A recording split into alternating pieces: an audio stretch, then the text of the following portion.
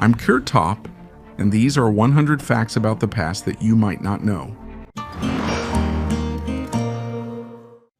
2,000 kilometers to Antarctica?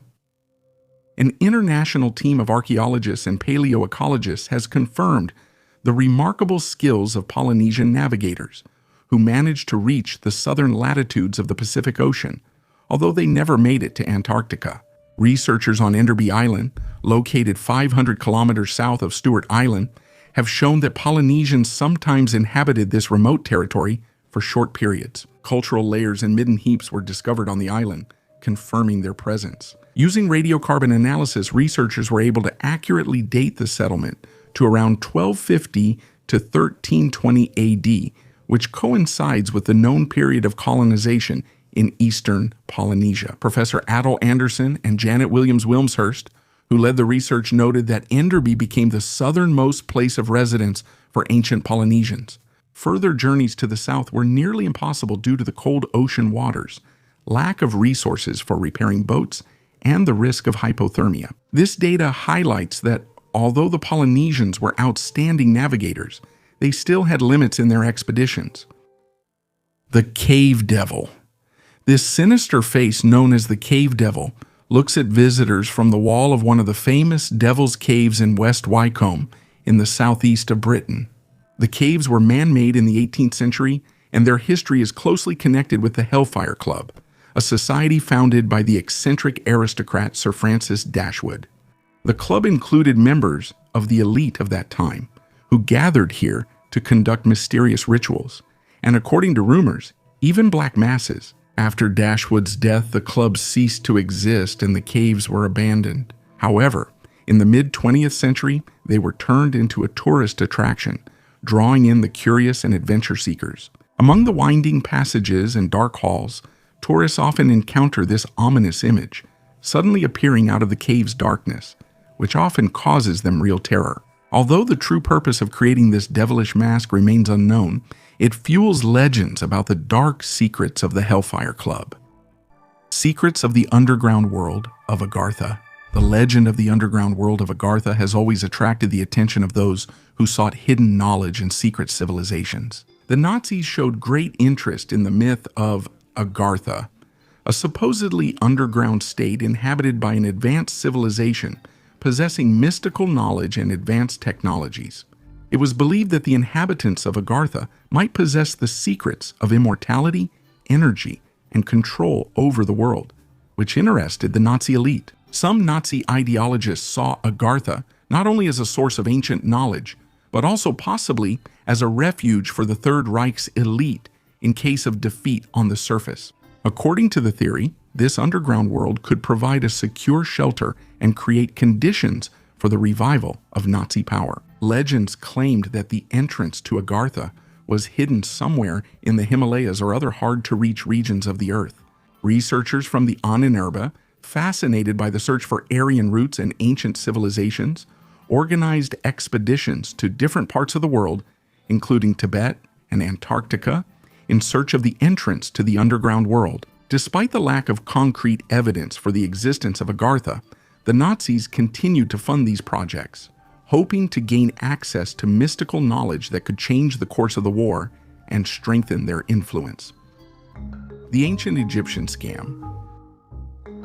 Archaeologists found an interesting document about a marriage scam in Egypt.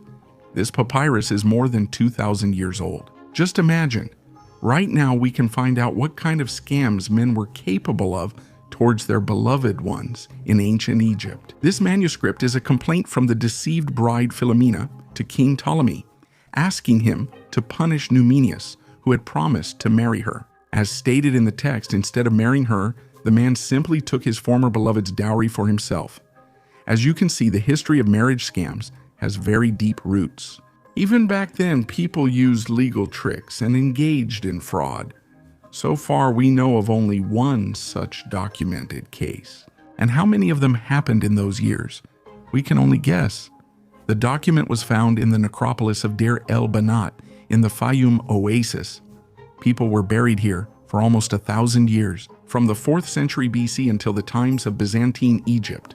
The manuscript ended up in the burial as material for ritual decorations. The thing is, not everyone could afford to put precious stones and metals in the burial.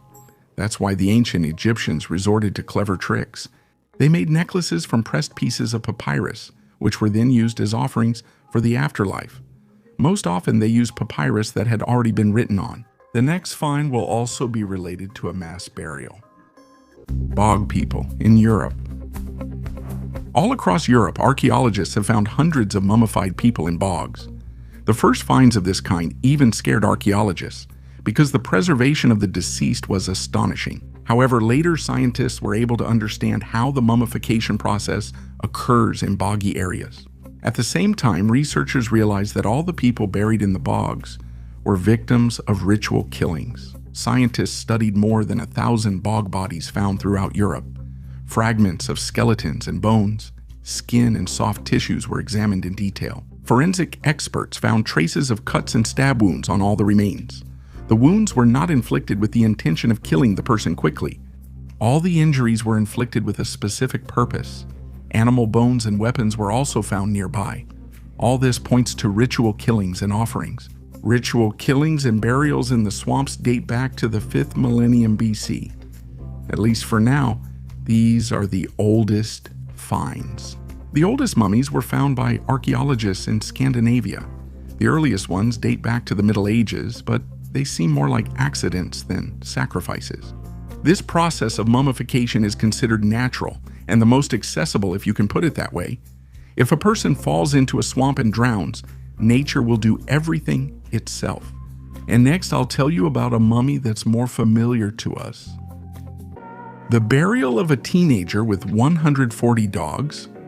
Russian archaeologists in Egypt discovered a unique burial site that is several thousand years old. During the excavation of one of the necropolises, researchers found the burial of a teenager, and next to him, 142 dogs. The boy was 8 or 9 years old, and his remains were lying on top of the dog's remains. In most cases, these were puppies, and the approximate age of the burial is from the 1st century BC to the 1st century AD, and it belongs to the Roman period. It's very rare for dog burials to be associated with human burials. If this did happen in the past, it was usually just 1 or 2 dogs at most. Once at an elite cemetery in Hierakonpolis, they found the grave of a little boy with 12 dogs. But even that burial can't compare to the 142 dogs found in one place. It's believed that dogs held an important place in the life and beliefs of the ancient Egyptians. The well-known gods Apuit and Anubis, who accompanied the dead to the afterlife, had dog-like heads. At a certain period of time, animals were used as amulets and were placed under the foundations of buildings. Archaeologists have also confirmed that animals were often sacrificed. There is an opinion that these dogs lived in some kind of ancient kennel where they were bred in large numbers to be sacrificed. Scientists were able to find traces of clay, beetle larvae, and fly pupae on the remains of the dogs. This indicates that after death, the animals spent some time outdoors, near a body of water. An abnormal flood may have caused the mass deaths of the animals and child, while the teenager was caring for the dogs in the kennel. We should not rule out the possibility that the mass burial could be connected to a magical ritual. And if we take into account the burial site, it looks like the boundaries of a new cemetery. In those years, dog burials were used to mark the boundary of a new cemetery.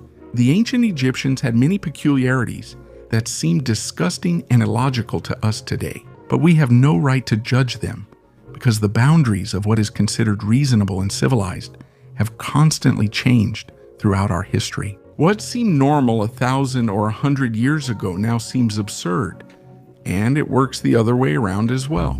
The oldest snack under the Colosseum. It's no secret to many that the sewage system of ancient Rome has survived to this day and is still usable. Nowadays, hardly any of you would want to study the sewage system, but archaeologists have been doing this for a long time. It's one of the few ways to find out what the Romans ate in ancient times. For more than a year, they've been conducting their research under the amphitheater, and now they can confidently tell us what people ate when attending gladiator fights and performances. After a long study of the sewage system under the Colosseum, scientists found traces of olives, nuts, meat, cherries, grapes, and figs that are at least 1,900 years old. In addition to food remains, bones of bears, lions, dogs, and other animals were found.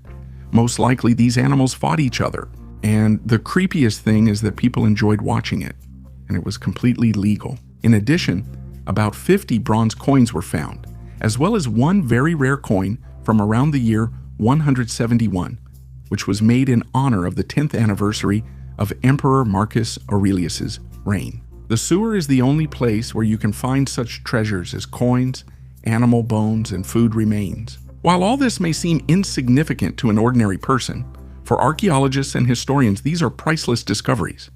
After all, their value is not measured in monetary terms. Judging by the animal bones, not only lions and bears took part in the fights, but also small dogs, chickens, and even pigs. Perhaps they were used as food, and people were interested in watching a hungry lion tear apart a pig and swallow small dogs.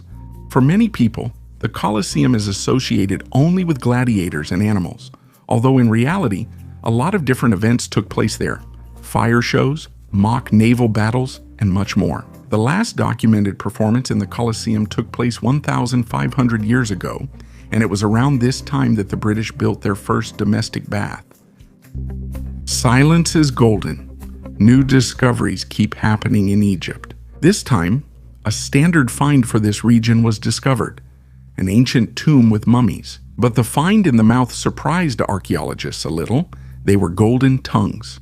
During mummification, the tongues were removed and replaced with golden ones, and all this was done so that the deceased could speak with Osiris, the lord of the underworld and judge of the dead, in the afterlife. He is one of the most important gods of ancient Egypt. So far, archaeologists have not announced the exact number of mummies found or how many of them had golden tongues. The excavations were carried out in a newly studied area of the Qaisana Archaeological Complex, which includes ancient tombs from different periods. The complex consists of 3 levels, and each of them demonstrates different burial customs. Mummies with tongues wrapped in foil were recently found in Taposiris Magna, an Egyptian burial site that is 2,000 years old. A couple of years ago, archaeologists reported on the burials of a man and a woman who were high-ranking people in ancient Egypt, and most likely they even communicated with Cleopatra. Unfortunately, scientists were not able to study their mummies thoroughly because water had seeped into their tomb, but the gold leaf that covered their entire bodies managed to survive. This confirms the fact that they belonged to the upper class. A Viking silver hoard. North of Stockholm, archaeologists discovered a once-in-a-lifetime find. In the municipality of Täby, in one of the houses located at the site of an ancient Viking settlement, researchers unearthed a ceramic pot with ancient jewelry and silver coins. Inside were 8 neck rings, 2 arm rings, a finger ring, a pair of pearls, and 12 coin-shaped pendants in a linen pouch. What interested the scientists most were the Viking neck rings, which were worn by both women and men. They were about 1,000 years old, but their condition shocked the archaeologists. They looked almost like new, even though they had been underground for 1,000 years. This find is part of a larger discovery at this site. More than 20 houses and structures, arrows and rings for amulets were identified here. However, these finds pale in comparison to the pot filled with silver jewelry. Silver hoards are very important. They tell us about the wealth of their owner, about ancient jewelry craftsmen, about their religion and culture. Besides jewelry, Arabic and Norman coins were found in the pot. The silver jewelry is understandable. It's unclear why the Vikings stole Anglo-Saxon books. Did they really love to read that much? The ancient aqueduct of Augustus. In the previous video, I mentioned that one of the most important achievements of ancient Rome, which we still use today, was the water supply system, although it looked different. Fortunately, archaeologists keep finding aqueducts on the former territories of ancient Rome. Recently, they discovered an unknown section of the ancient aqueduct of Augustus in Campania. It helped transport drinking water from Crypta Neapolitana to the Posillipo Hill and the island of Nisida, and it is in excellent condition. At the moment, this is the longest known section of the aqueduct of Augustus, which is 647 meters long. With the help of this aqueduct, specialists in ancient times could regulate the water pressure from normal levels to extreme pressure. Now specialists will try to excavate it completely and take soil samples for analysis to determine how the climate changed during the times of ancient Rome. In fact, an aqueduct is not only practical, bringing water to every home, but also very beautiful and majestic. The practice of building aqueducts was later used all over the world. Roman emperors wanted to win over the citizens of the empire in this way. Over time, more than 350 kilometers of aqueducts were built throughout the Roman Empire, and only a small part of them ended up underground. An ancient Roman tombstone of a land seller. Древнеримское надгробие продавца колбасы. Nowadays, there are a lot of unusual tombstones. Sometimes people approach this with a great sense of humor. Sometimes the deceased was an important person, and his grave stands out a lot among the others. At the cemetery on the Appian Way, not far from Rome, archaeologists found a modest marble tombstone from the 3rd or 4th century AD. The epitaph reads, "Alexander, a sausage seller at the market, lived for 30 years. He was kind and was a friend to everyone. May he rest in virtue." This plaque is one of the most ordinary for those times. However, even here we can reflect on the depth and meaning of what is written. Let me try to explain. Everything I say is just speculation, and there is no definitive proof for what I'm saying. Judging by the image of the menorah, most likely, Alexander practiced Judaism. Was he Jewish? It's hard to say. If he was, then definitely not on his father's side because his name would have been different. But there is an opinion that this was not his real name. It's possible that he used this name for certain clients. Judging by the text, the tombstone and the inscription on it were ordered by the people who handled his funeral. They definitely were not relatives. If it had been his wife, children, or parents, the text would have been different. According to ancient Roman tradition, the tombstone would indicate the exact age of the deceased, not just the years lived, but also the months and even the days. This means that those who buried him were not close enough to know his exact date of birth. That's why the age of 30 years could have been given only approximately. And we can't rule out the fact that Alexander might have come here to work, while his family stayed in his homeland and may not even know what happened to him. The shape of the tombstone is also interesting. Usually they were rectangular in shape, but here it's a circle. Either they wanted to make him stand out in the cemetery, or it symbolized the shape of a sausage in cross-section. So most likely his funeral was arranged by the market employees where he worked. That's the story we ended up with. I often tell you that you can create an entire legend from a single find.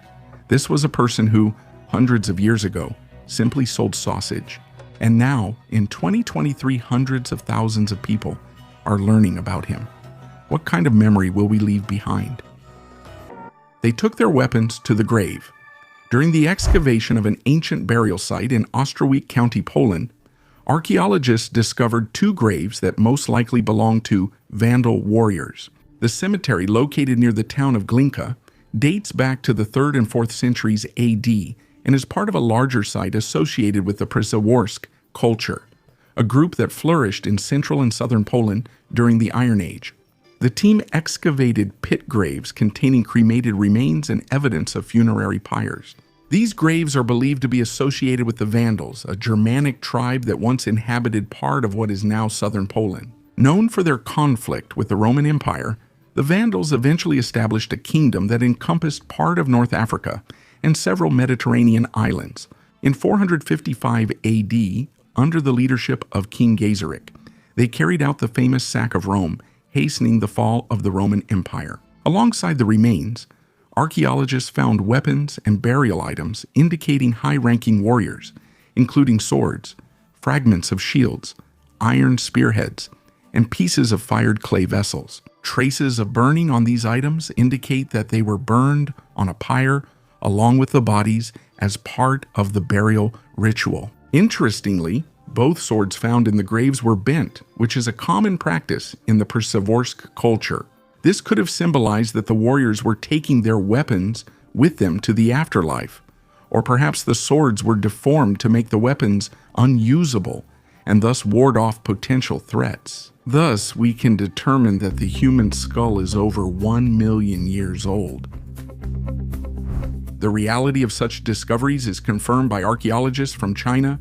It is there that similar ancient remains of early humans have been repeatedly found. In our case, the credibility is confirmed by the researcher from the National Museum of Natural History in Paris, Amulets. He confirmed that the skull is perfectly preserved and its age is approximately 1 million years. Chinese archaeologists have determined that the skull belongs to the archaic human species Homo erectus. In addition to the Homo erectus skull, animal fossils were also discovered. Based on all the findings, scientists were able to date the ancient artifacts as accurately as possible. In Yunyang, people lived between 1,100,000 and 800,000 years ago. Experts identified the forehead, eye sockets, and also the cheekbones of the skull. It's hard to believe, but right now we can see the fossil of a person who lived on our planet more than 1 million years ago. But why have so few such fossils been found? Or are we not being told about all the discoveries? Why do some remains of ancient humans and animals get preserved while others turn to dust? In the next videos, I will definitely try to answer these questions. In the meantime, I'll tell you about a unique gold ring from ancient Egypt. Bronze statues in Italy. This is a very important and exceptional discovery, said the head of the team of archaeologists, Jacopo Putaboli. According to him, this discovery will rewrite history, and about 60 experts from around the world are working on it. In the thermal baths in Tuscany, Italy, archaeologists found more than 24 gold and bronze statues that date back to ancient Roman times. They are about 2,300 years old. Previously, the statues decorated sanctuaries, and then during a ritual, they were immersed in the thermal waters. This way, the statues were perfectly preserved. Although I think in the ancient world their goal was different than preserving the statues for their descendants. The statues were covered with 6,000 bronze, silver, and gold coins. Over the past 3 years, archaeologists have discovered 24 large statues and several smaller ones. All of them were made of bronze, although they were usually made of terracotta. This only indicates that they were brought here from an elite settlement. Findings like these increase the flow of tourists. After all, people are always interested in learning more about our history, especially when we have the opportunity to touch ancient objects that are already more than 2,000 years old. After restoration, the statues will be sent to the museum, where anyone who wishes can see them. And the place where they were discovered will become a tourist destination for those who want to experience ancient Rome. And the next find has been puzzling scientists for many years. The oldest mummy and the ruins of an unknown city. In Egypt, archaeologists made 2 interesting discoveries at once. An unknown city from the Roman Empire era and a mummy completely covered in gold. At the moment, this is the oldest mummy found in the country. If you didn't know, recently in Britain it has been forbidden to call a mummy a mummy. Now it's called a mummified individual. So be more tolerant towards the mummified individual Tutankhamun and others. The ruins of the ancient city were discovered on the east bank of the Nile, near Luxor. In addition to buildings, researchers found metallurgical workshops with various utensils, 2 dove coats, and Roman copper and bronze coins. The approximate age of the buildings is the 2nd to 3rd century AD during the late Roman Empire. The uniqueness of the city lies in the fact that archaeologists usually manage to find temples and tombs, but here it's an entire city. And in the Saqqara necropolis not far from Cairo, archaeologists found a mummy in a limestone sarcophagus that is 4,300 years old. At the moment, this is the most complete and oldest mummy found in Egypt. And as we already know, if a mummy is covered in gold, it belonged to someone important. The mummy has a name, Hekashepes. In addition to this tomb, 4 others of about the same age were also found. According to preliminary findings, scientists believe they belong to high-ranking palace officials, and one of them to a judge and writer named Fatek. To avoid offending the mummies, remember that these are mummified remains, or a mummified person. In recent years, many interesting and fascinating discoveries have been made in Egypt in terms of the scale of the finds. This is reminiscent of the discovery of Tutankhamun's tomb at the beginning of the last century. All these events will raise the level of tourism in the country even higher. As archaeologists clear their finds from the sand, I suggest you visit the place where the ancient Sumerians ate. The oldest rune stone in the world. The largest number of rune stones were left behind by the Vikings during the 9th to 11th centuries. The newest stones were dated to the 19th century. The discovery that archaeologists made in Norway recently broke all records. From now on, the oldest runestone is considered to be the artifact that is 2,000 years old. An inscription is carved on the flat, square, brownish sandstone, which is considered the earliest writing in Scandinavia. Archaeologists have already found older runes, but they were not on stones. The earliest runic find was discovered on a bone comb that was found in Denmark. I recently talked about it in detail. This stone may be one of the first in history on which ancient Norwegians and Scandinavians carved runes. And once again, it's the same story.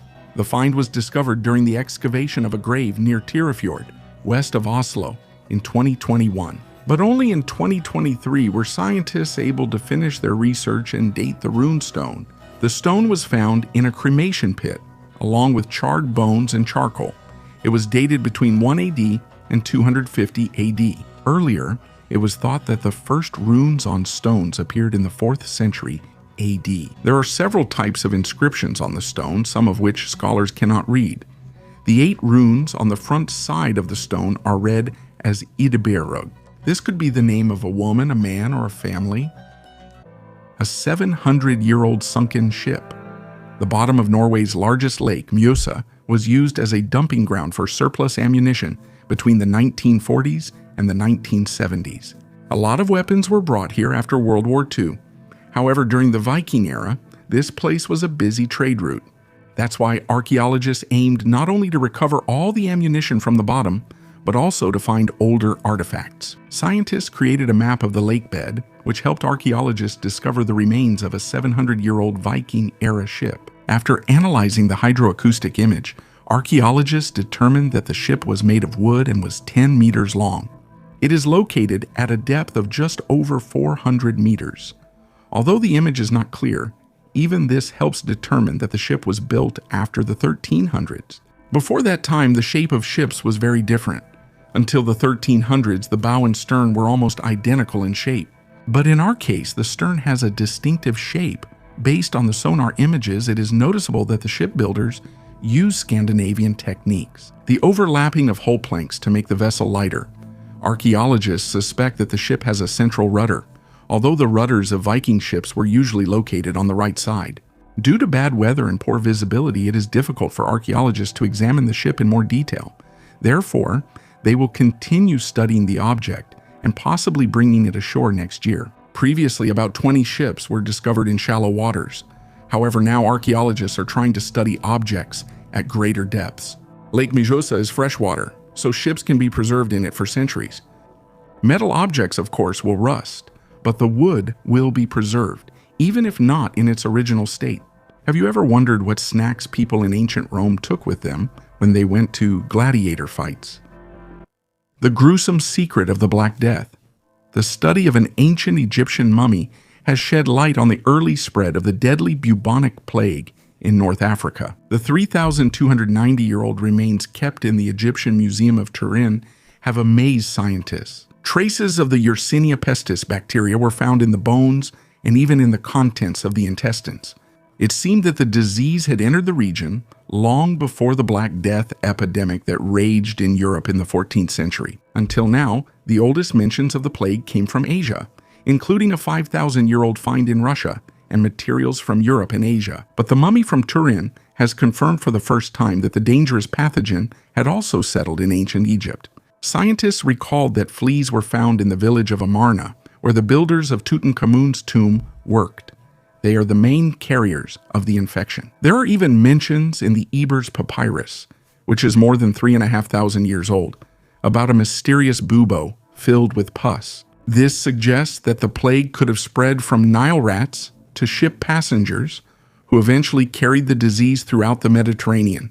Thus, the Black Death became just a vivid chapter in the long history of the plague. And now it's clear that its sinister waves swept across the world much earlier than previously thought, and Africa played a much more significant role in this process. Diplomatic relations in ancient times. Geopolitics has always been a complicated process, and at different times, governments used various methods to achieve peace, make agreements, or build their relationships with neighbors in this way. So, in South America, 1,700 years ago, a monkey became a gift from the Maya to Teotihuacan during a period of peace and diplomacy before the two groups eventually clashed. The skeleton was discovered in 2018 during excavations under the pyramid at the Plaza of the Columns in the ancient city of Teotihuacan. At that time, archaeologists found animal bones, numerous jewels, figurines, and obsidian knives. The discovery of the spider monkey skeleton here shocked the archaeologists. These creatures did not live in the dry environment near Teotihuacan. However, there were many of them in the Maya territory, which is about 1,500 kilometers to the east. After analyzing the monkey's remains, scientists determined that it was a female aged between 5 and 8 years old. They also managed to determine that the monkey was caught in the tropical forests when she was about 3 years old, and for the following years of her life she ate figs, fruit, corn, and chili peppers in an arid environment. All this time, the monkey lived in a wooden cage which she periodically gnawed on while trying to get out. She was buried alive around the year 300 AD after her hands and feet were tied. According to this data, it can be confidently concluded that the Maya gave a monkey to Teotihuacan during a period of friendly relations, about which scientists know very little. A similar case occurred in modern history, when China gave pandas Lin and Xin to the United States in 1972. But there is another scenario for how the monkey appeared in Teotihuacan. It's possible that Teotihuacan conquered a Maya city, stole the monkey and members of the royal family. Teotihuacan was the largest city of its time. According to rough estimates, about 100,000 people could have lived there. The 3,000-year-old city emerged from the river. Iraq is one of the few countries that has been severely affected by climate change. The south of the country constantly suffers from drought. To protect the crops, the government uses water from the Mosul Reservoir for irrigation, which is considered the most important water storage in the country. The constant collection of water helped to discover an ancient Bronze Age city from the Mitanni Empire era. The vast city with a palace and several large buildings could be the ancient Zakiku, an important center of the Mitanni Empire. A terrible drought helped historians revive an ancient city that was flooded more than 3,000 years ago. Now, archaeologists are trying to document the discovered site as quickly as possible before it gets flooded again. In a very short time, archaeologists were able to map the city. Besides the palace that was visible above the water, they were able to see several large buildings and a massive fortification with towers. They also found something resembling an ancient shop. One of the most important finds at this site was 5 ceramic vessels that contained more than 100 cuneiform tablets. After deciphering the script, archaeologists will be able to understand exactly what these buildings were, what role they played, and most importantly, how people lived in the Mitanni Empire. The cuneiform tablets date back to the Middle Assyrian period.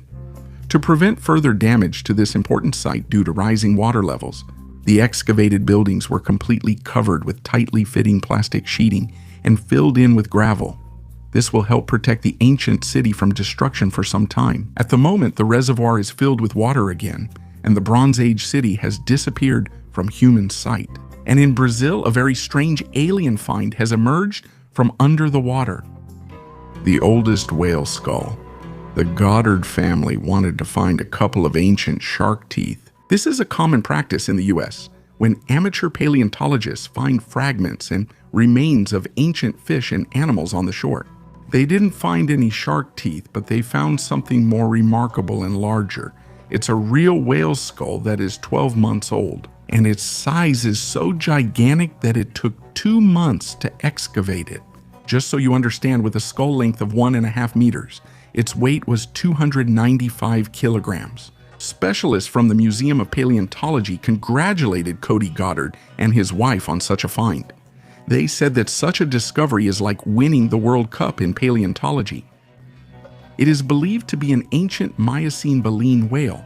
However, we will get the exact answer later when real paleontologists study it thoroughly, not amateurs. At the moment, this is the most well-preserved whale skull ever found in the Calvert Cliffs area. The baleen whale, also known as a Cetatherium, could swim very deep, and that's understandable because the megalodon was swimming nearby. To avoid ending up in the jaws of this predator, the whale had to move through the ocean as quickly as possible. Further thorough cleaning of the skull before it is displayed in the museum may take several more months. Temple at the bottom of the ocean. You probably didn't know, but the Roman Empire had its own Las Vegas, and it was called Baiae. The city was located across from the Gulf of Pozzuoli. At that time, it was a very fashionable city and attracted the attention of wealthy Romans from all over the Roman Empire. There were many luxurious villas, seaside resorts, and all kinds of lavish entertainment took place here. There were villas of all the famous emperors here: Caesar, Nero, Hadrian. Back then, life was bustling here. Now the resort has turned into an underwater archaeological park. Marine archaeologists found an ancient temple on the ocean floor, which is about 2,000 years old. Besides the temple, they discovered a vast area with ancient structures. Along the 2-kilometer coastline, mosaics, statues, and almost all the buildings have been well preserved. Michael Stefanilo and his colleagues have been studying this area since 2021. They want to create a detailed map of this area, and especially to study the ancient temple. The construction of the temple involved not only local residents, but also people from Central Asia. In addition to them, Nabatean merchants took part in the construction. They were a people who lived in northern Arabia and the southern Levant. The first evidence of the Nabatean temple was discovered by historians in inscriptions from the 18th century.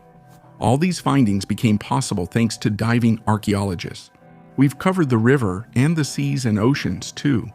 Now let's move on to studying the pyramids at the bottom of the lake. Ancient city in the oasis. Archaeologists discovered the ruins of an ancient city over 4,000 years old in the Khaybar oasis in the northwest of Saudi Arabia. This city, named Al-Nata, was founded around 2400 BC and consisted of about 50 houses designed for a population of around 500 people. The city was surrounded by a massive wall 14.5 kilometers long, which likely protected its residents from raids and harsh climate. Interestingly, Al-Nata was preserved thanks to a layer of basalt that protected the ruins from destruction. The discovery became possible due to observations from above. From the air, the structure of the city walls and buildings hidden underground was visible. Al-Nata became an important testament to the transition of the region's inhabitants from a nomadic to a settled way of life. Early scholars believed that at that time this area was nothing more than a desert, unfit for habitation. However, the findings in the necropolis, including metal axes, daggers, and agate items, indicate a high level of craftsmanship and technological development. A board game will rewrite history. The ancient board game Dogs and Jackals, or 58 Holes, was long considered to be of Egyptian origin. However, a new study published in the European Journal of Archaeology suggests that a version of this game found in present-day Azerbaijan may be older and points to its Asian roots. Archaeological findings confirm the existence of many ancient board games. Last year, a 4,000-year-old board was discovered in the Jumeirah Valley in Oman, which may have been a predecessor of the royal game of one of the earliest versions of Nart. In 2022, a 500-year-old 9-men's Morris board was found in the ruins of Shamilev Castle in Poland, a game previously known in Egypt and Rome. The latest find, the Dogs and Jackals board, has been known to scientists since 1990. About 60 specimens have been found in Egypt, Mesopotamia, Israel, Syria, Iran, and Azerbaijan. The board has 2 parallel tracks of 29 holes, where 10 sticks with jackal or dog heads are used. The game's goal is to move all your pieces from start to finish faster than your opponent. Previously, the oldest version was considered to be the one dated to 2064-1952 BC during the reign of Mentuhotep II, which indicated the Egyptian origin of the game. However, in 2018, archaeologist Walter Christ discovered a new version of the board in Gobustan, Azerbaijan, which points to an earlier date for the game's origin, and this could rewrite the history of the board game's origin. 6 more boards were found in Agdajduzu, Yeniturkan, and Dubendi. The ceramics found indicate that shepherds played this game while waiting for the end of winter. Researchers warn about the difficulty of accurately dating this period and are in no hurry to attribute the invention of the game to a specific culture. A new discovery of runes in Oslo. The ancient Scandinavians who lived in present-day Norway used runes in their writing. I talked about them in my previous videos. This time, archaeologists found a wooden object, 11.4 centimeter long. 8 runes are carved on it. Professor of Runology Crystal Zilmer has already managed to decipher it. The professor suggested that the wooden object was a kind of marker or label for something. This is indicated by the text that was deciphered. At first, you can make out the word Asbjørn, which most likely means Asbjorn. This is a common Old Norse name that often appears in ancient writings and is often written in Latin letters. The next text after the name was Amik, which means owns me. That is, in the Middle Ages, someone would hang this plaque on an item or a product to show everyone who it belonged to. The full translation of the text was Asbjørn owns me. This tells us about the trading activity of the city of Oslo in the 13th century. The ancient Scandinavians traded imported grain, honey, salt, beer and wine, ceramics, and glass. Asbjørn was probably a merchant working in the Klemetsal-Menningen area in Oslo near the harbor. But of course, this is just an assumption made by archaeologists. From Norway, we will head to the world-famous Phrygian Valley, the first home bathhouse in Britain. Not everyone knows, but Britain was also under the control of the Roman Empire. That's why Roman villas are constantly being found here. The Roman villa in Rutland became famous thanks to a 1,500-year-old mosaic discovered here. The villa belonged to very wealthy owners. When you have a lot of money and unlimited opportunities, you can do whatever you want. And the owners of this one decided to convert their barn into a real home bathhouse, which had both a steam room and a cold water bath. Such luxury, especially in those distant years, was something only a few could afford. Just so you understand, nowadays there are more private plane owners than there were home bathhouse owners 1,500 years ago. The bathhouse was most likely 2 stories, had heated floors, a steam room, and a cold water plunge pool. In addition, the bathhouse had a tepidarium, or a room with a moderate temperature where wealthy villa residents would scrape off dead skin with a metal tool known as a strigil. The heating system in the building could maintain different temperature settings. The remains of the mosaic measure 8 by 10 meters, and they are unique in the UK and among the few of their kind in the world. I've already talked about the mosaic before. It depicts a scene from the ancient Greek poet Homer about the hero Achilles and his battle with Hector at the end of the Trojan War. The discovery of this mosaic was the most outstanding find in the UK in the last 100 years, and there's also a bathhouse here. Now, historians have more material to study Roman Britain, which is an important period in the history of this country. The next find is no less interesting. An amateur archaeologist managed to find an ancient wedding ring. The royal tomb in Egypt. Luxor is one of the oldest cities in the world. To this day, scientists disagree about when it was built. Egyptians once called the city Oaset, meaning Waset. The Greeks called it Thebes, and the Romans called it Diospolis Magna. When the Arabs conquered Egypt, the city received its final name, Luxor, which means the place of many palaces. When we hear about new discoveries from Egypt, we immediately understand that there is a 90% chance it will be in Luxor, or near this city. An international team of archaeologists found a tomb at the base of a small cliff, with a staircase carved into it, leading to the burial chamber. After thousands of years, the tomb was badly damaged and filled with sand. Even the inscriptions on the tomb walls were erased. However, those who watch my videos regularly know how the authorities in Egypt can hide parts of their country's history. That's why you shouldn't trust archaeologists 100% either. Scientists still don't know for sure who was buried in this tomb. The tomb needs to be cleared of sand, and in a few months, archaeologists will be able to tell who was buried there. They are fairly sure that a wife, child of the pharaoh, or a Thutmose princess was buried there. Based on the items that have been found, it can be concluded that the tomb belongs to the 18th dynasty of the pharaohs Akhenaten and Tutankhamun. An ancient Roman relief depicting a god was found in the north of England, near Hadrian's Wall, at the fortified military camp of Vindolanda. It was built back in 85 AD to defend against the Celtic tribes of the Picts and Brigantes from Scotland. The fort existed until the 4th century AD, and it was at this site that amateur archaeologists discovered a sculpted relief depicting a naked man with a spear next to a horse or a donkey. Archaeologists have excavated here for more than a century, uncovering thousands of artifacts with unique pieces displayed in the British Museum. A few years ago, they found 25 wooden writing tablets there, dating back to the 1st and 2nd centuries AD, which are comparable in significance to the Novgorod birch bark letters. The excellent preservation was achieved thanks to the clay soil. Now you know that sands, clay, and swamps are the best places for conserving artifacts. If you want to leave something for your descendants or give archaeologists more work in the future, then bury it in clay, sand, or a swamp. And now let's return to studying the ancient slab. According to archaeologists, usually when people are depicted naked, it indicates their association with the gods. It's not customary to depict an ordinary cavalry warrior next to a horse without pants. This man is holding a spear. The spear was the main attribute of the god of war, Mars.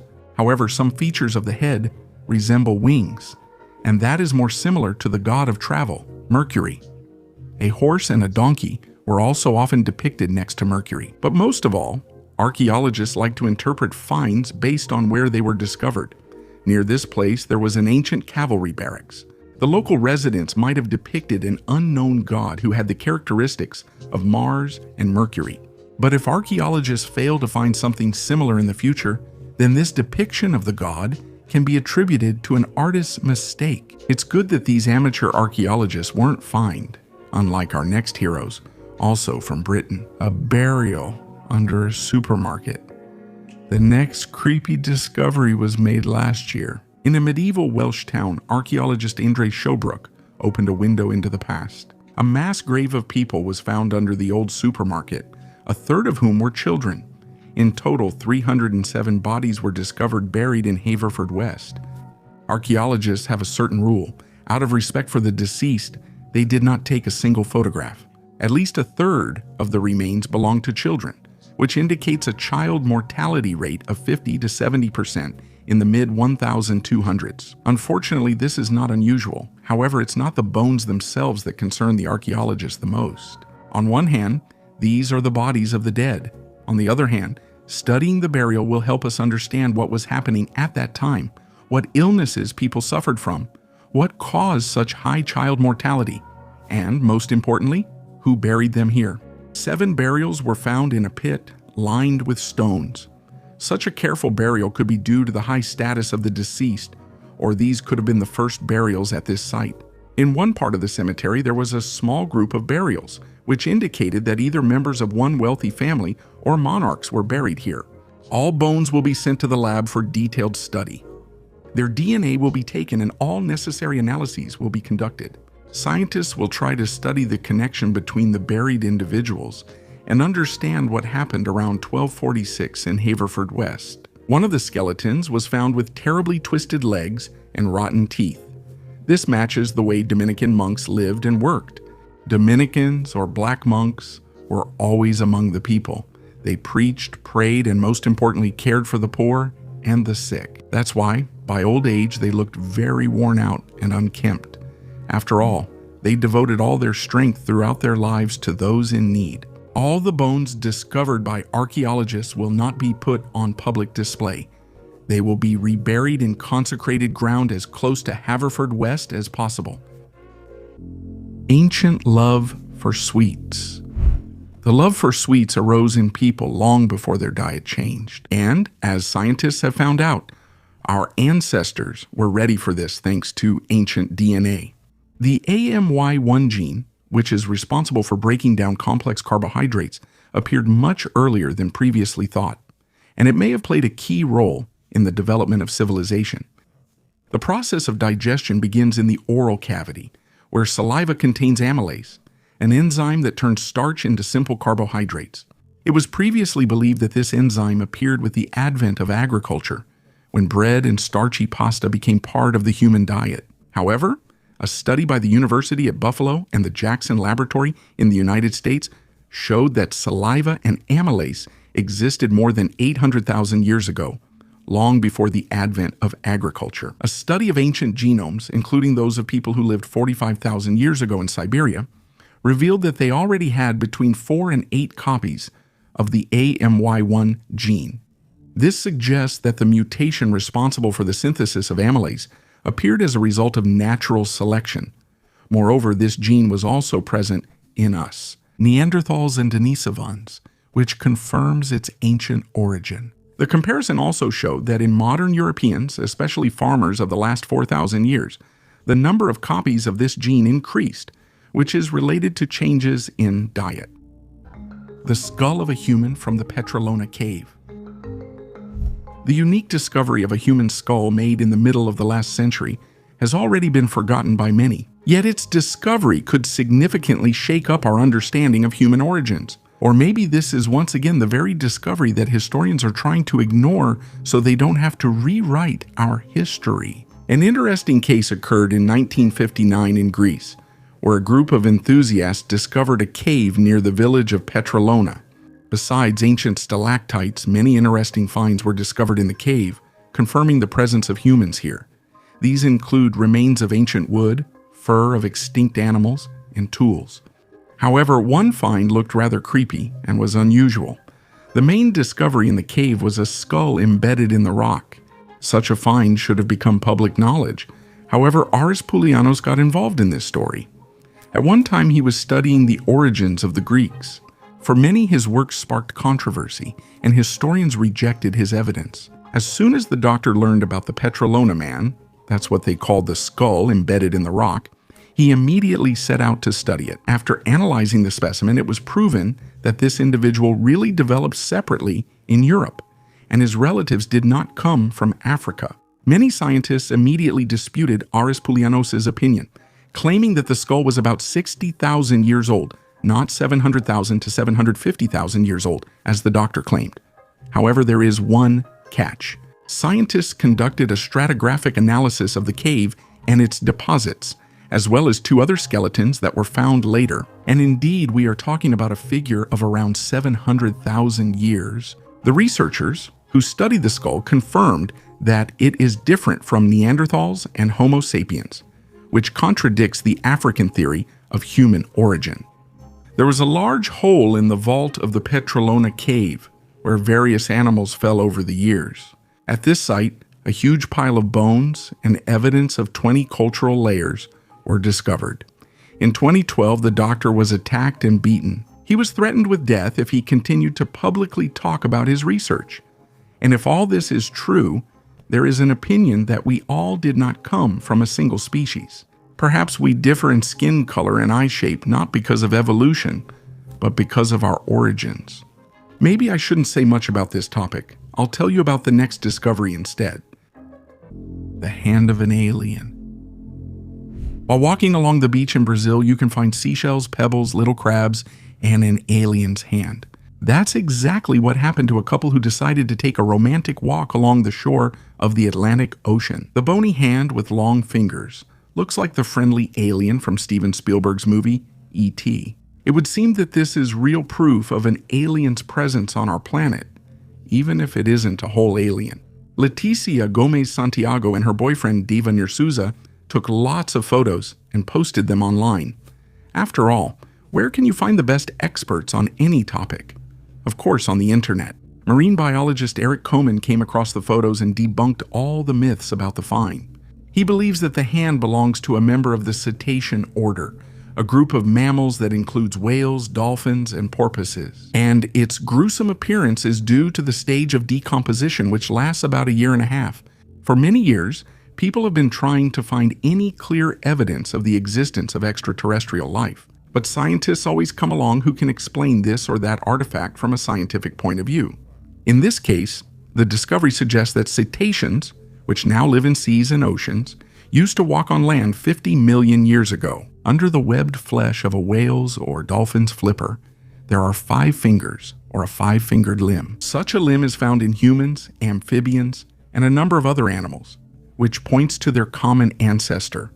The couple, besides taking photos, also filmed the hand on video to show how big it is. The biologist thinks this is part of a dolphin, which are common here. Usually, such bones should not be removed from the beach so as not to disrupt the natural nutrient cycle in the ecosystem. However, scientists hurry to study recently deceased animals in order to determine the exact cause of death. It may not be just one dolphin's accidental death, but the start of a mass epidemic or animal extinction caused by harmful substances in the water. From studying dolphins, we will smoothly move on to the treasures of the Aztecs. The Aztec death disk is another discovery that archaeologists and scientists from all over the world have been studying for more than 50 years. It was discovered in the well-known ancient city of Tutiacan in 1963. They discovered it, but no one knows what to do with it except to display it in a museum. Historians also can't figure out what the ancient Aztecs did with this disc. The name Disc of Death was given not only because of the skull placed in the center of the disc. The Aztecs performed various gruesome rituals during their ceremonies. In this case, we can assume that the disc was used during sacrifices. And most likely the disc was reusable because the stonework and the detail of the design are impressive even today. Some believe that the stone was worked not by humans, but by other beings. But this is just the opinion of some scholars. I think the stone was worked on by masters of their craft. After the reconstruction of the disc, it shows a direct resemblance to the halos depicted on icons depicting Christian saints. This led to the assumption that both the disc and the iconographic disc image do not represent some abstract halo of holiness, but rather a technical structure like a spacesuit helmet. This gave rise to the idea that some other forces created the disc. Even on some icons, objects resembling flying saucers were noticed at one time. Tutiacan, where the death disc was discovered, translates from Aztec as the place where gods descend from the heavens. Because of this place is symbolic. And according to a number of historians, aliens landed here in ancient times, and the road of the dead leading to the Pyramid of the Sun was a runway. Whenever it is impossible to explain some artifact or event, the most absurd ideas come to mind. I hope that archaeologists will be able to find something that can explain the real purpose and origin of the Aztec death disc. Have you ever wondered what else destroys ancient artifacts? Medieval wedding ring. I will continue the story about the new discovery in the UK in a field in Dorset, a county in the southwest of England, where an amateur archaeologist found an amazing artifact. Often, metal detector enthusiasts return home empty-handed, but David Board was incredibly lucky. At a depth of just over 1 meter in the mud, he found a gold ring with diamonds, almost in perfect condition. Board was searching for artifacts back in the 1970s, but then he gave it up for many years. And since 2019, this trip was his second one, and immediately so successful. He believes that such a find happens once in a lifetime. After all, in those days such jewelry was not mass-produced, and the craftsman put his soul into each ring and created the piece with the utmost attention to detail. Already now, this ring is valued at $50,000 at auction. The dating and authenticity of the ring were verified at the British Museum. After studying the history of the land where the ring was found, experts determined its owners and approximate age. It is believed that Sir Thomas Brooke gave the ring to his beloved Joan Brooke when they got married in 1388. It was Thomas Brooke who owned this land and was a very wealthy man of his time. 2 interwoven bands formed the outer circle of the ring, symbolizing the merging of 2 lives. Inside the bracelet, there was an inscription in French, which translates as "I hold to your faith, hold to mine." In England, the hobby of searching for artifacts with metal detectors is very popular. A few years ago, a teenager in Hertfordshire discovered a bronze axe that was dated to 1300 BC. Did you know that Moana is a real character in history? The first vending machine. The city of Alexandria in Egypt was a true gem of the Hellenistic era, a center of science, culture, and innovation. It was there that the Mouseion, the earliest precursor to a university, was located, as well as the famous Library of Alexandria, which preserved knowledge from all over the ancient world. In this city, in the 1st century AD, the outstanding scientist and inventor Heron of Alexandria lived and worked. His contribution to science and technology was truly immense. He worked in mathematics, optics, and hydrostatics, and also created prototypes of inventions such as the theodolite, odometer, and even a steam turbine powered by jet propulsion. However, one of his inventions is especially interesting in the context of everyday life. Heron created the world's first vending machine. This remarkable mechanism stood at the temple entrance and dispensed holy water for drinking and washing hands. The operating principle was simple. A temple visitor would insert a 5 drachma coin, and the machine would dispense a certain amount of water. The device worked thanks to the weight of the coin, which set a lever in motion that opened a valve. It might seem that such a simple system could be easily tricked by throwing something other than a coin. However, modern researchers and reconstructors claimed that the machine could be adjusted for a very specific weight and size of coin, which made attempts at cheating practically useless. This mechanism, despite its simplicity, was a brilliant invention for its time and showed how progressive the ideas of Heron of Alexandria were. We have 3,000 years of history beneath our feet. The amazing discovery was made by Carlos Lalangui, one of the workers in Lima, Peru. While digging a trench for a gas pipeline on the outskirts of the city, he came across a human skull. This kind of find is not uncommon in this place, but to the worker, it seemed strange. He told his supervisor, who immediately called archaeologists to the site. It was the right decision. In just 1 week, the archaeologists managed to find the remains of 21 people, including 8 children. According to preliminary data, they lived 600 to 800 years ago. As it turned out, the burial site was interesting from an archaeological point of view. Almost all of them were buried in the classic pre-Columbian style, bound bodies, sitting in a fetal position, and wrapped in layers of cloth. There was ceramic pottery around them. One person was lying horizontally on reeds. Preliminary findings suggest he was a warrior. Next to him were the remains of a 2-year-old child. In the huge metropolis of Lima, with a population of 10 million people, there are more than 1,100 archaeological sites. Unfortunately, the country's poverty does not allow all the sites located in Peru to be protected from vandals and destruction. This region was settled 3,000 years ago. John Valer Real, another worker at this site, said that when he was a boy, he used to dig graves in pre-Columbian burial grounds in his village in northern Peru, near the city of Chiclayo, working in crews of 10 people with others. They found various masks, necklaces made of shells, gold pectorals, and ceramic sculptures with erotic themes. All of this was sold for next to nothing. They didn't realize how valuable these artifacts were. As a result, the rich and very interesting history of the ancient Inca and Maya was lost. So many sites were destroyed and ruined because of mass construction in this region, and so many artifacts were lost and sold on the black market. The black market deals not only in artifacts, but also in the bones of ancient animals. Fortunately, the next discovery ended up in the right hands. The disappearance of an ancient civilization 900 years ago, one of the world's oldest civilizations, Cahokia, vanished. A new study has cast doubt on the previous theory that drought and crop failure were the cause. The mounds of Cahokia, located near modern-day St. Louis, were a thriving settlement with a population of about 50,000 people. By 1400, this place was deserted, and the reasons for the mass exodus remain a mystery to archaeologists to this day. Archaeologists conducted soil analyses in Cahokia, studying carbon isotopes left by plants that grew during the period of mass exodus. The results showed that the ratio of carbon-12 to carbon-13 remained stable. This indicates that there were no significant changes in local vegetation and does not support the theory of crop failure. It is known that the residents of Cahokia were inventive and may have had skills in irrigation and crop storage.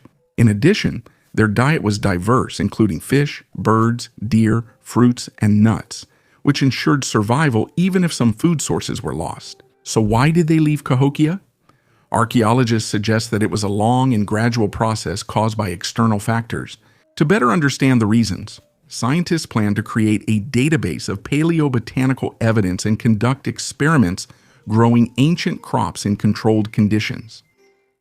Pompeii managed to preserve history.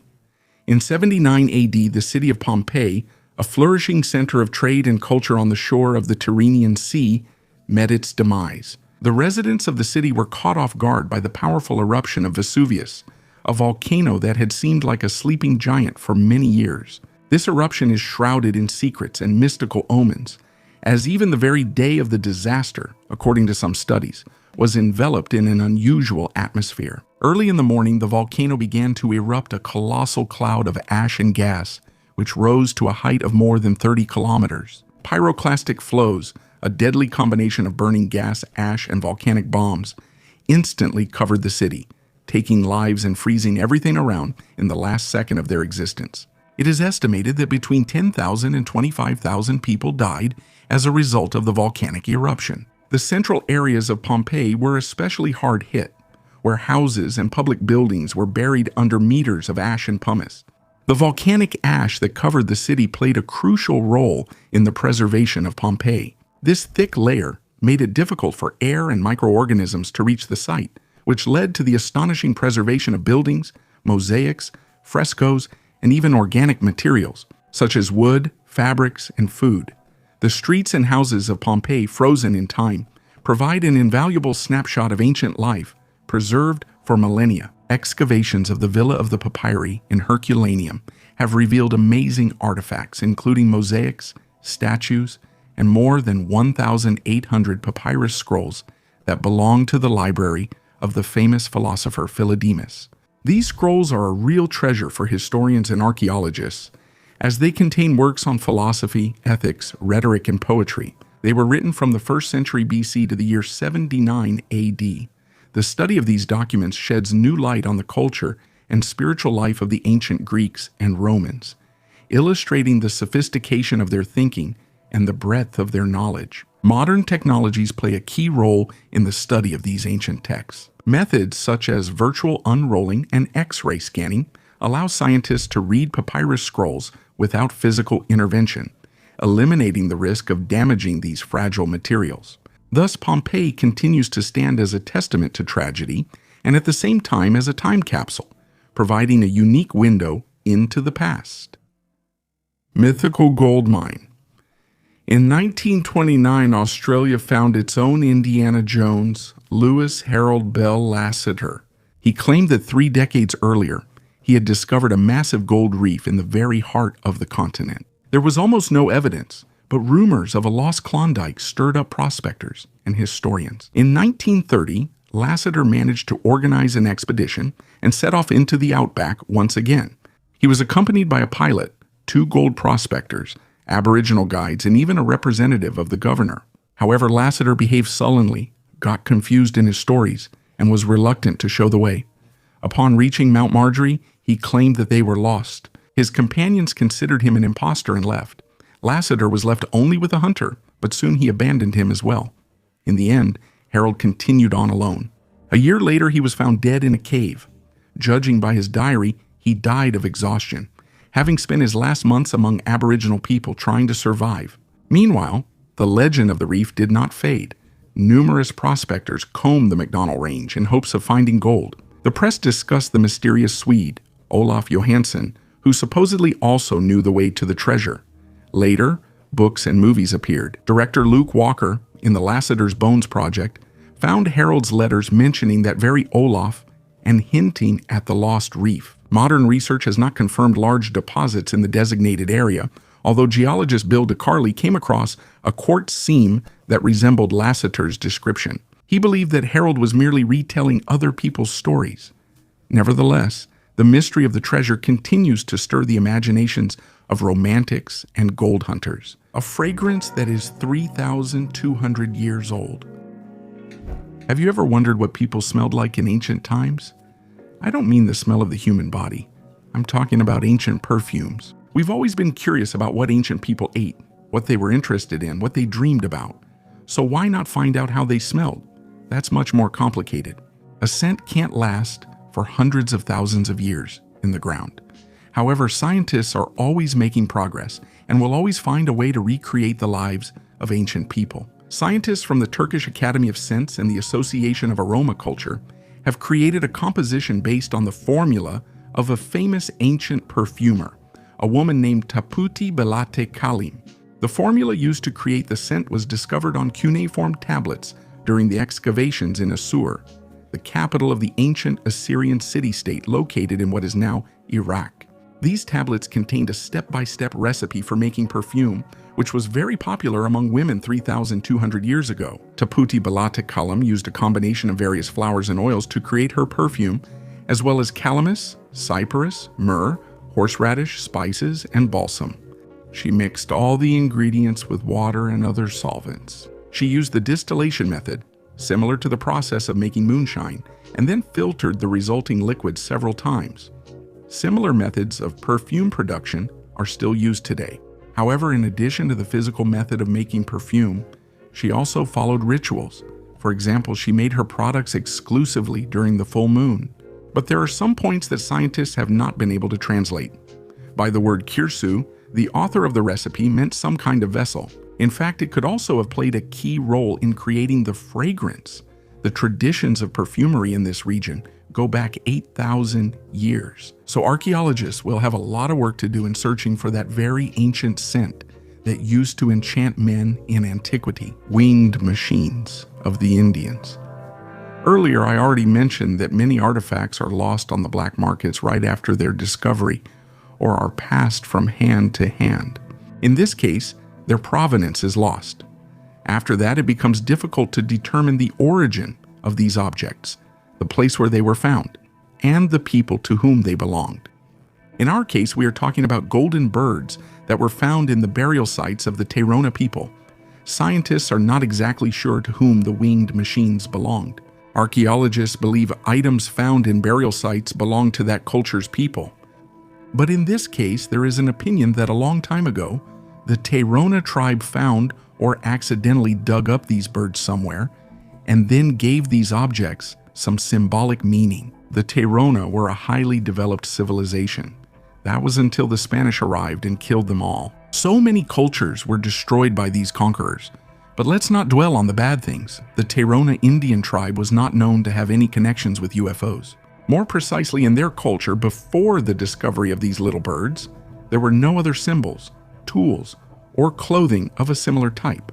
What I mean is that the winged machines of the Indians found in these burials have nothing to do with their culture. These golden figurines belong to another civilization of that time, or maybe even older. Honestly, it's even hard to say what these shiny figurines resemble more, a bird or an airplane. But in any case, this tribe had no bird cult, let alone airplanes. And the triangular wings are strange even for Europeans. These wings have been used in jet military technology for less than a century, making it very unlikely they existed 500 years ago.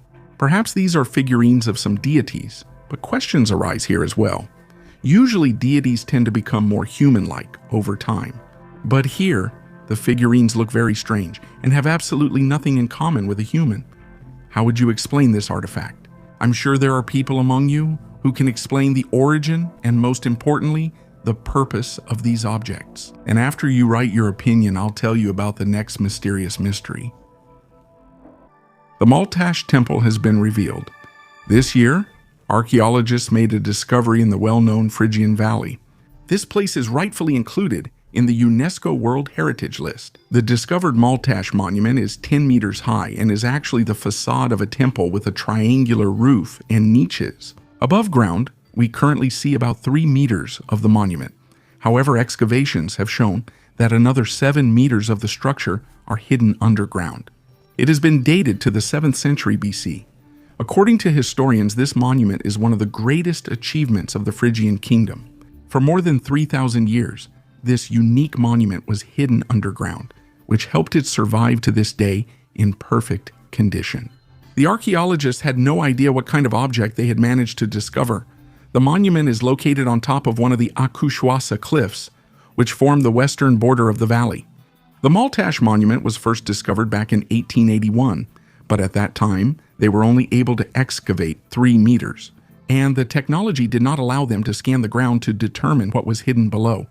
The temple itself is considered rock cut, as it is completely carved into the rock. You can see text in the Phrygian language on the temple. In its time, Phrygia was considered a powerful kingdom. However, this state also fell apart and was covered by sands. Historians believe that in ancient times, bottles were used to store not only wine. A cache in a mythical lost city. It's nice when an ancient city from myths turns out to be real and actually hides treasures. Archaeologists found one of these cities in Greece, and it's called Tenea. Historians only had information about this city based on myths. But if you believe the ancient Greek myths, then the Minotaur should be somewhere too. That's why scientists were skeptical about the ancient Greek texts. During the excavation of the city of Tenea, researchers found several ancient caches with coins.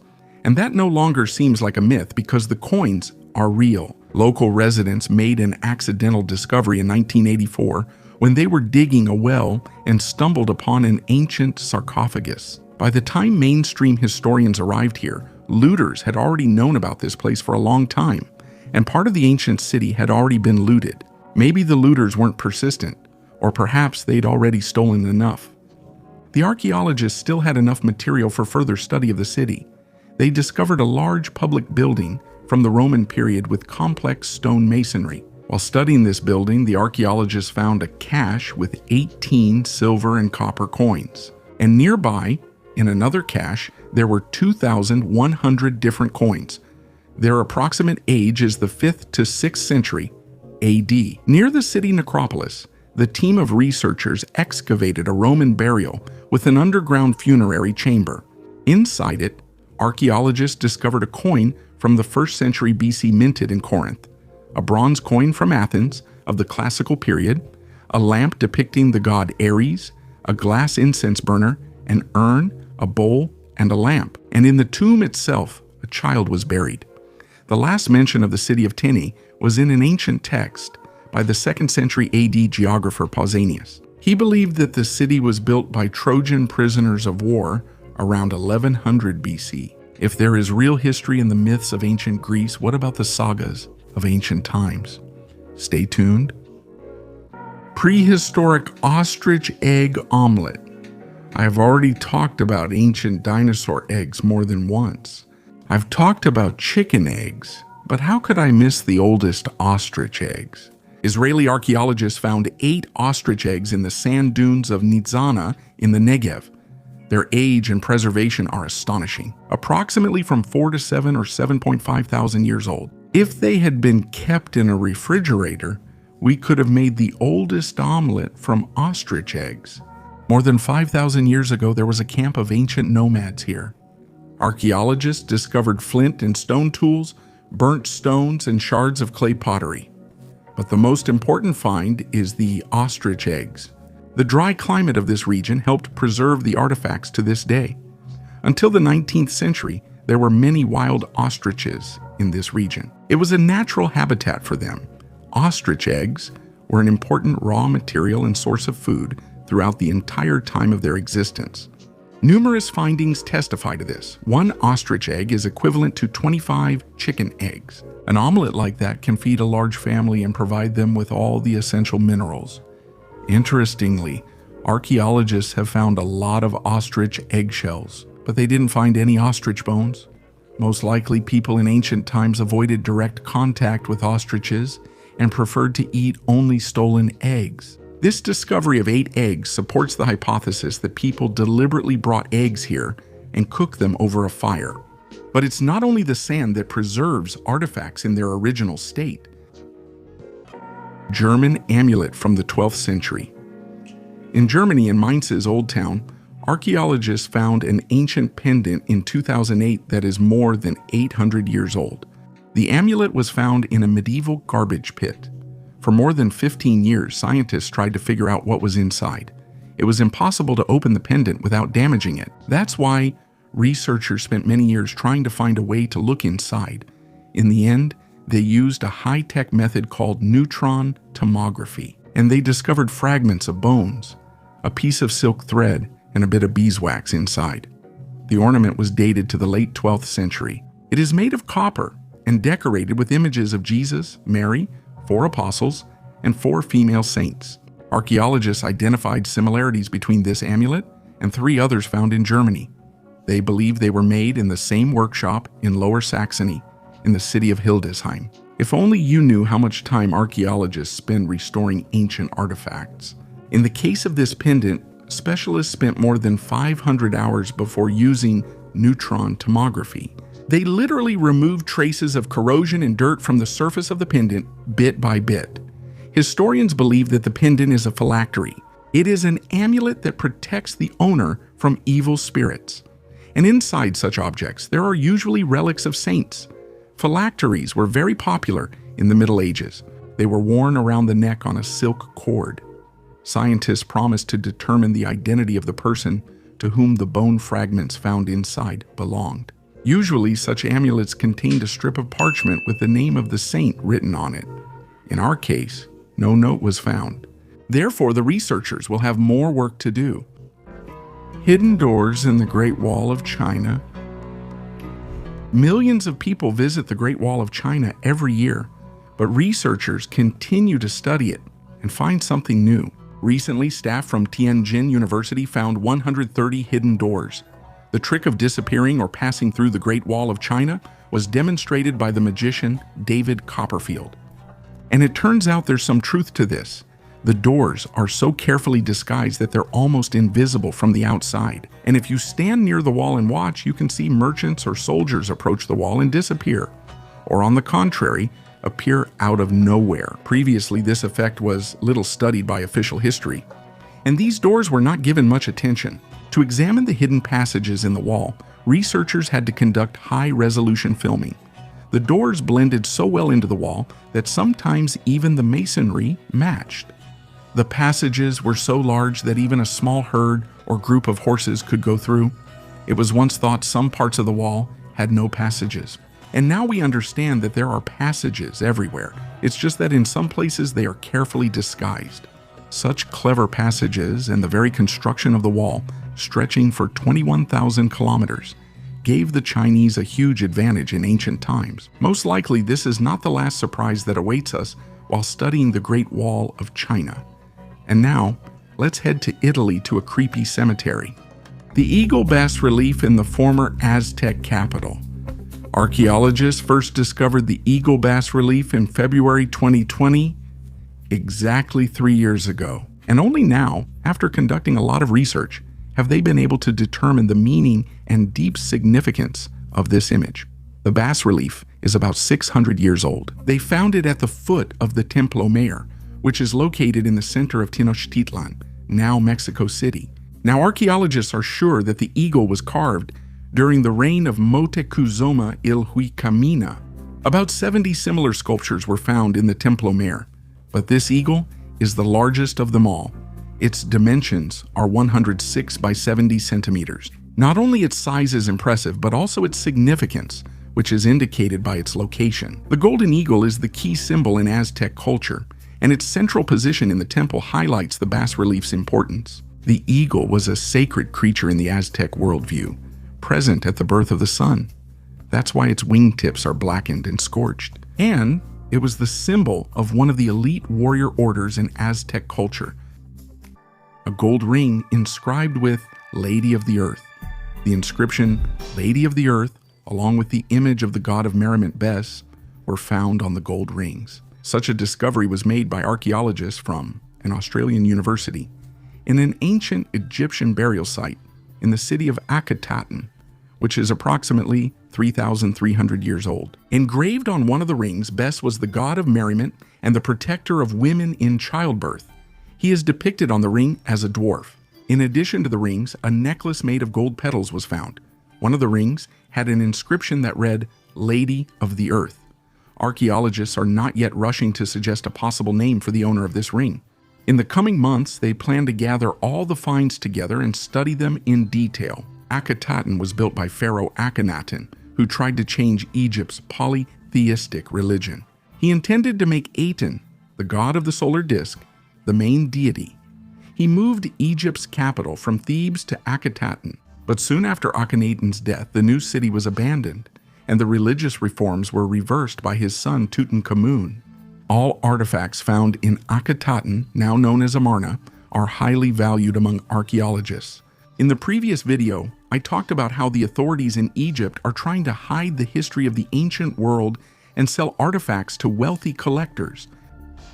No one to eat the corpses.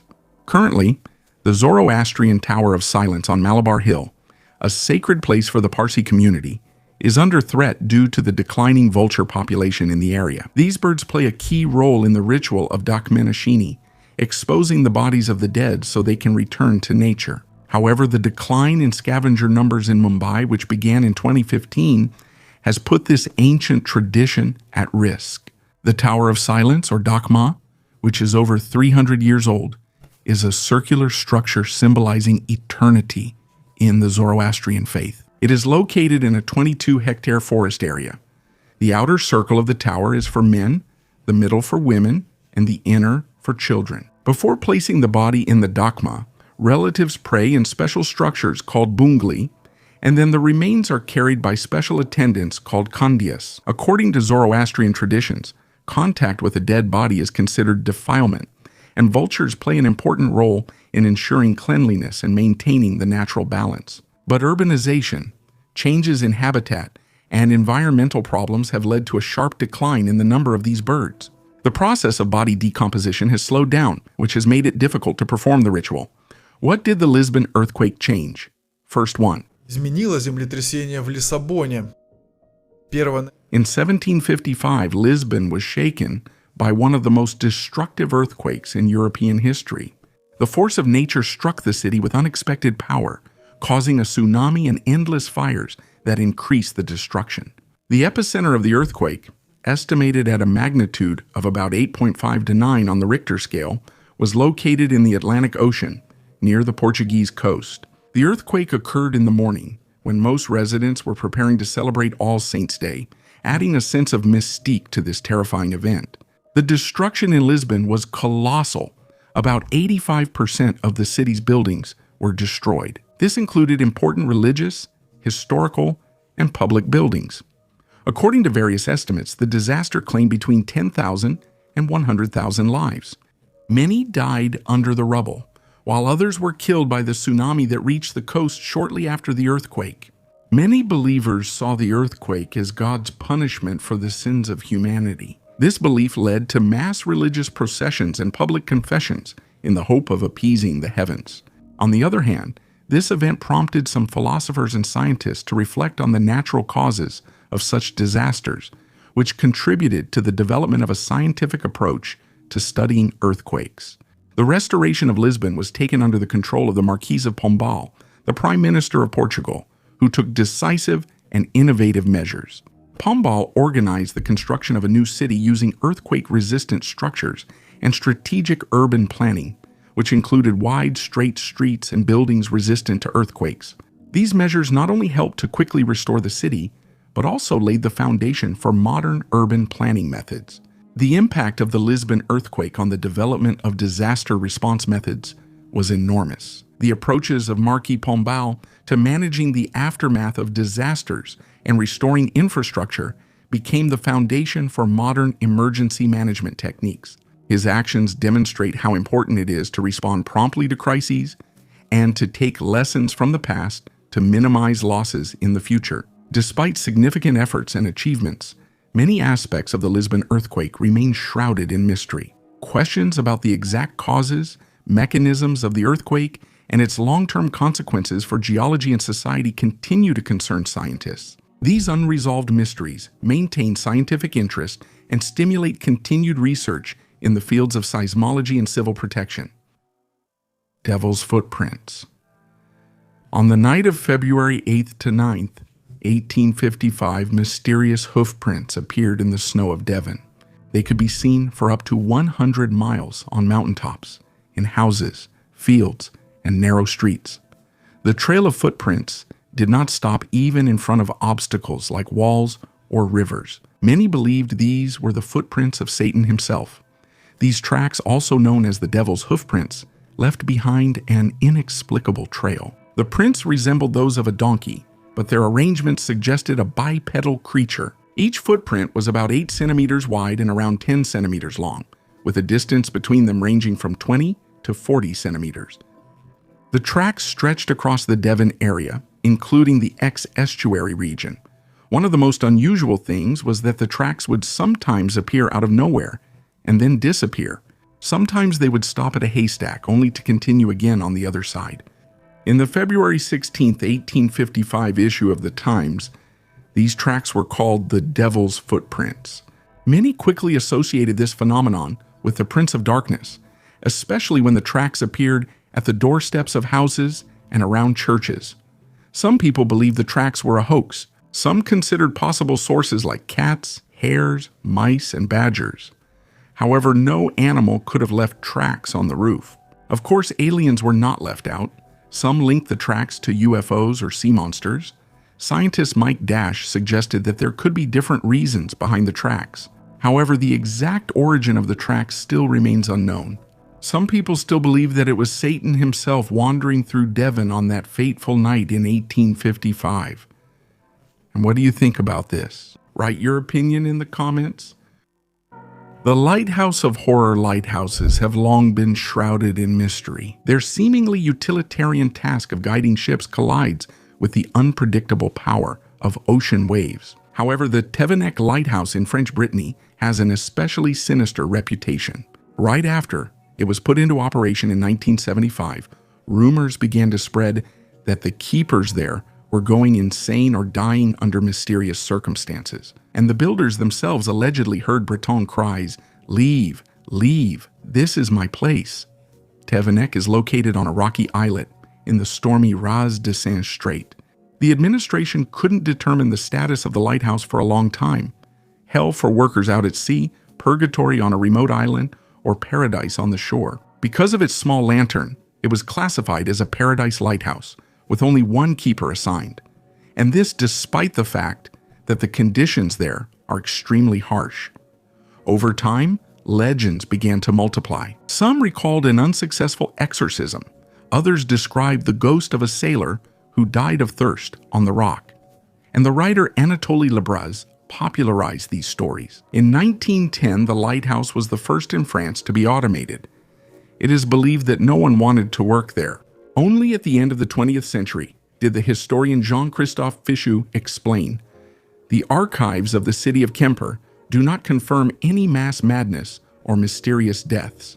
The eerie howling is explained by an underwater grotto, where the splashing of water mixes with air currents, creating terrifying sounds. And yet, Tevenek still remains the most cursed lighthouse in the country in Breton folklore." This video has come to an end, but you can watch many other videos on the channel where I talked about the most mystical discoveries of archaeologists and even showed evidence of UFOs existing in ancient times. I highly recommend watching them. Thank you for watching this video until the end. Goodbye, everyone.